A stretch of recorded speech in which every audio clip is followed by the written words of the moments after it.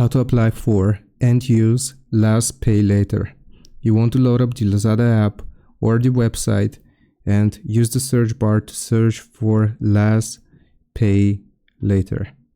You will see this option with the icon at the very top. You want to click on it.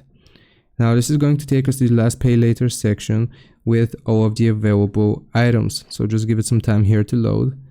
And you will see some items which cost essentially 0 pesos in our case. So you want to click on the item itself which you are trying to purchase. And in order to apply for it, you will click on Buy Now. And again, you will click on Buy Now. It's going to show us that this is going to be financed, and you can click on Place Order.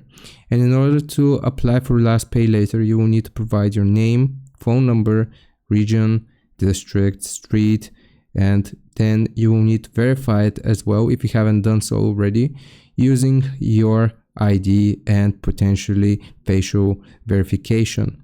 Afterwards, you will be able to use LazPayLater on Lazada.